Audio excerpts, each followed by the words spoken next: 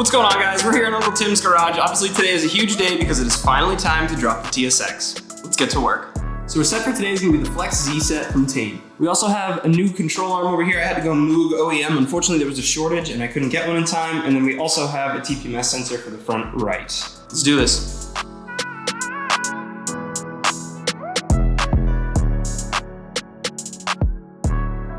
So as you guys know, I am going to be replacing this front lower control arm here, the right one. This bushing is completely shot, like really, really bad. So we're going to be replacing this for sure. And then we're actually going to want to measure these coilovers as well. I believe they're about an inch drop from factory as they come. So I'll probably want to put about 2 more on there. I'm going for about a 3-inch drop. I measured out the body heights earlier and 3 inches would tuck tire in the front, but also provide 6 inches of clearance up front on our bumper, which I think would be more than enough. So let's get to work.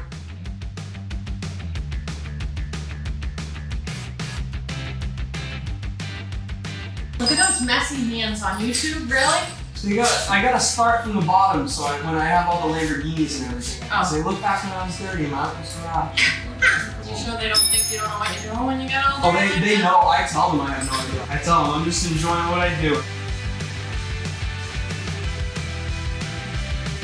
So there we go, guys. Old one is out. Just a little bit of a scuff there from my pry bar there on the subframe. That's okay. We won't tell the owner. And we should be good to put the new one in. Let's do it.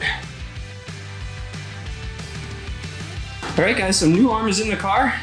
Honestly just rubber mallet and a lot of willpower and cousin Mike. So now we're just kind of tapping it around. We're gonna install all of our hardware, get it torqued to spec, and then move back onto these coilovers. All right, guys, quick little coilover update. We do have our new control arm in, which is great. Everything is in and tightened down except for our fork here, which we actually need to take a look at here.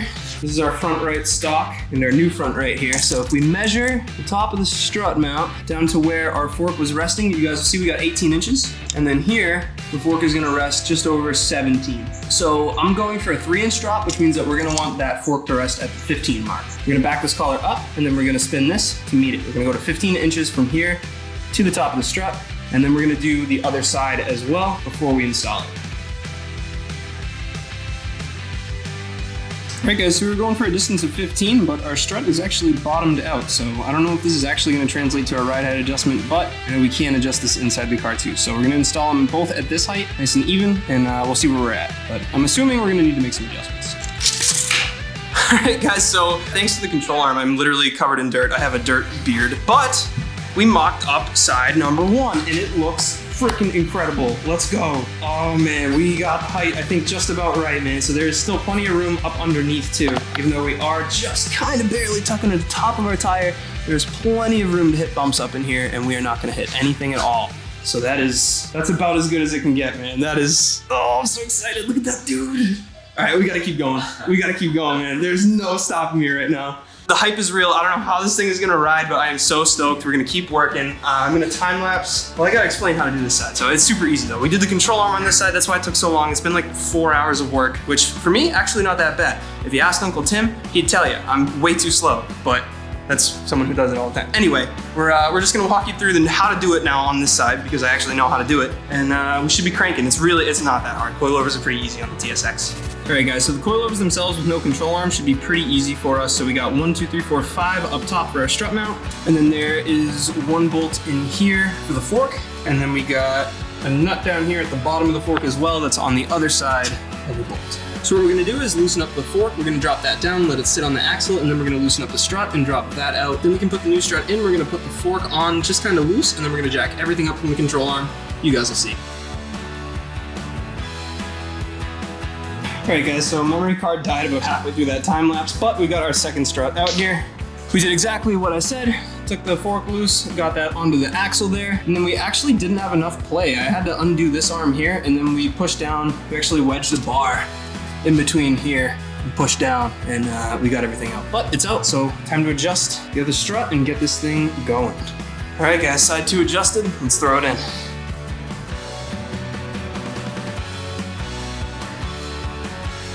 So very important, guys, make sure that you jack up your control arm when you tighten down your fork so that it's nice and flush. See how close that is? You don't want any gap in there. And there we go, guys, side number 2 all together.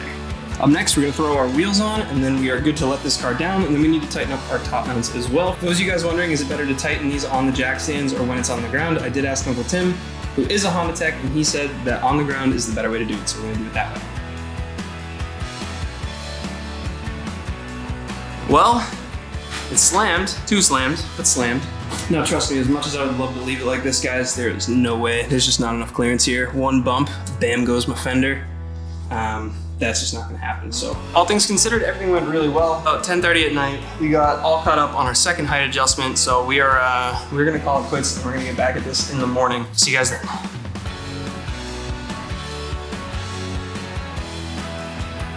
We're back out for round 2 today. Now, I'm sure a lot of you guys are yelling at me in the comments right now. You're typing your comment, you're saying, Carl, why don't you lower that thing? Why don't you leave it where it was? They got plenty of room, you're fine. Well, my fenders aren't rolled. This one is kind of. So this one we could finish off today, honestly. I was thinking about this last night. I was like, honestly, I can make more room in the fenders. Like I could clear out pretty much all this, right? And then we're still gonna have to raise the car a little bit because this is my daily and we live in New England, and where we live, there's just bumps everywhere. So we're still gonna raise it a little bit, but we might be able to get it a little bit more clearance by doing some rolling. So what I did was I brought my heat gun and some brake clean. Now, what people don't know about rolling fenders is you have to clean out the inside of your fender before you go rolling, or you're gonna get bacon fenders. So there's all sorts of dirt and rocks and chips and stuff that are up in there that are gonna make for a gross, they're gonna push into the fender if I go to just roll it. So what I'm gonna do is I'm gonna clean it all out real quick before I get rolling. Then I'm gonna heat it up, and honestly, I don't have a roller, so I just do this by hand. Honestly, I did it by hand on the Civic, came out fine. Did it by hand on the RSX as well, came out fine. So yeah, let's get rolling, and then we're gonna raise the car about an inch down here from the bottom of our strut. Now, I did that wrong last night too because I was tired and I was making a stupid decision. All right guys, another quick update for you. Our fenders are rolled out. They weren't in the best shape to begin with, so I didn't have to be too careful, but we got plenty of room up through the fender now, which is great. This side doesn't even have a fender liner, so what I'm gonna do is I'm actually gonna take the other one out. I still like having fender liners up in there. I think it's good to keep the rain, the snow, the salt, all that stuff out of the fender as much as you can. For now, no fender liners will do the trick. It's not like it's snowy or salty out anyway, so who really cares? It's the middle of spring. Okay, so I have no idea what I've said about adjusting these coilovers, but it was probably wrong earlier, so disregard everything I've said up until now about how to adjust these coilovers because I'm about to give you guys the all-in-one guide.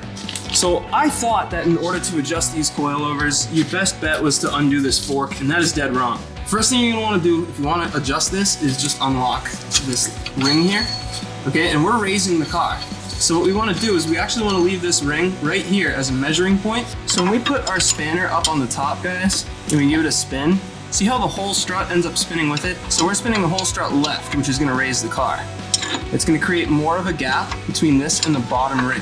And that's how we're gonna measure how much the car is being raised. No undoing of the fork necessary. Don't do that. You're good as long as you have these two locked together, you can use this. Now, if you want to adjust your preload, you use two spanners and spin these opposite direction from one another and undo them, and then you can change how high that spring is on the strut, which will change how much pressure is on it before the load. We don't want to do that right now. I want to try these out factory before I go messing with that. I might do it later just to soften out the ride, but for now, I want to leave the factory preload, so we're not going to split these. We're just going to use them together to move the whole strut and create a distance. This side's already done. Definitely a lot of trial and error up in there, but as you can see, there's a bigger gap now between the two collars, so moving along nicely.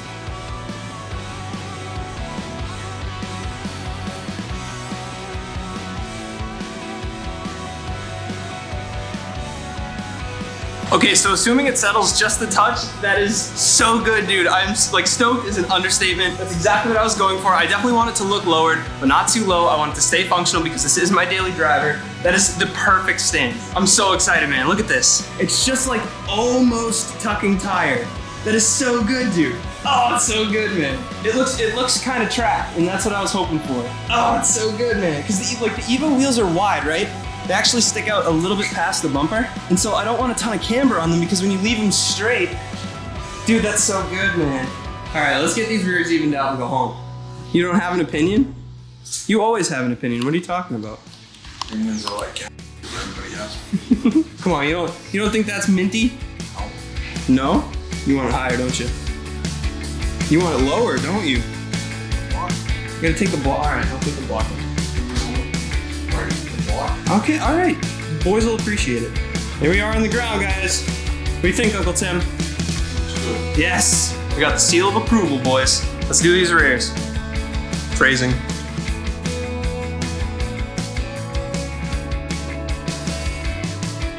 All right, guys, on today's episode of Don't Be Like Me, make sure you Google how to do the job before you go ripping things apart. I took this whole interior apart on the trunk, and I did not need to, because on this car, you go in through the back seat, and there's a bolster on the side that comes off, and that's where you get at your strut instead of in the trunk. So if you guys are doing this for yourself, I'll show you guys how that happens.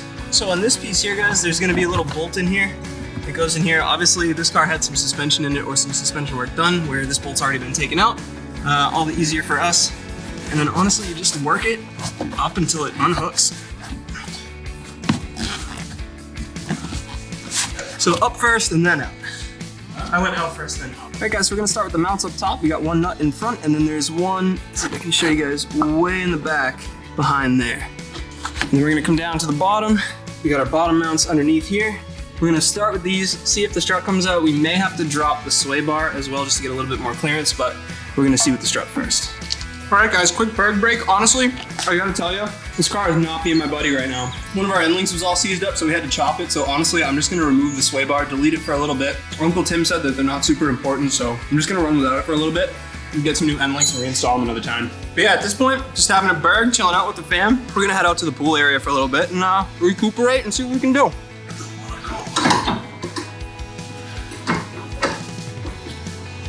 Quick update for you guys, the sway bar is now out. We had a ton of seized up end links. This one came out without any cutting, thank God. We did ask Uncle Tim. He said we're good to run without a sway bar for a little bit, so. Honestly, I've heard that on the TSX and RSX, people run without sway bars for different reasons. I know the front sway bar goes away on the RSX for people's headers, Why am I talking weird today? I think honestly, where this is a stiffer spring rate, I might honestly just like not having a sway bar in the back anyway, so. Yeah, we'll see how it rides. Up next, I'm gonna do the other side on the lower mount. Uncle Tim's telling me to start with the lower mount, so that's what I'm doing. I'm gonna get this one off. There's absolute crustville in here. And then we're gonna go inside and work on the top. So I will update you guys when these struts are out. All right, guys, here we go. Final step. We got our old struts out, both sides. I'll show you guys the other side as well. This side was tough. Honestly, just had to hammer, and then eventually it split, but it took a lot of whacking. Oh, wait, wasn't that? That's a Squidward quote.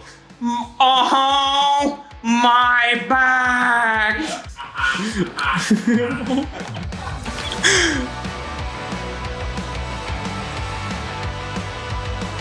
All right, we did it, guys. All 4 coilovers are installed. Time to put the rear wheels on, let it down, see where our height's at. I think we're gonna be pretty close. Then we're gonna clean up and go for our test ride.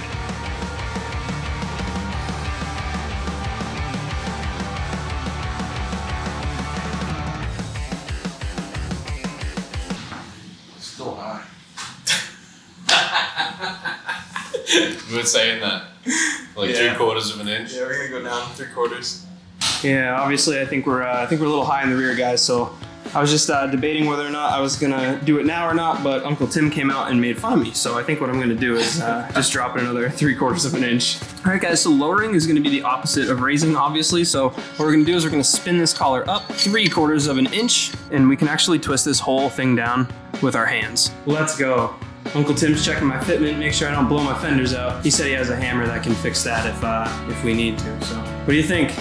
Is it gonna rub or am I good? I think I'm good. I think the Civic was tighter. It will rub if you do an alignment.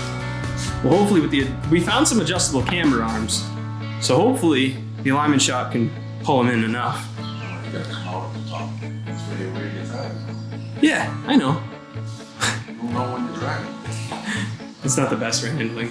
It helps in the front though, you know. It helps in the front on these cars to have a little bit of front camber. Because when you corner, the wheel, you know what I'm talking about. I'm gonna explain it to you.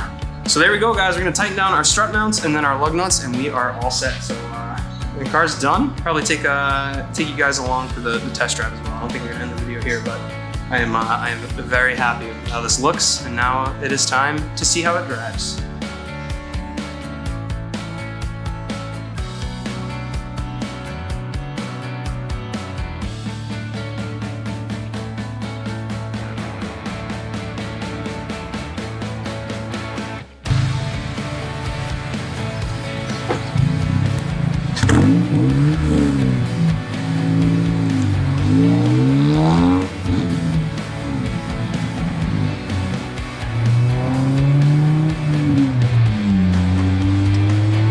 right, if you guys thought I was gonna leave you without a driving clip, you're absolutely insane. I'm out here on one of my favorite roads, the twisties of New Hampshire.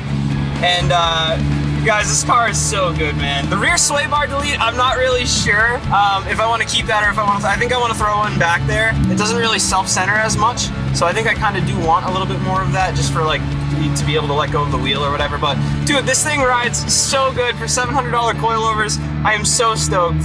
I'm just gonna drive and enjoy the car.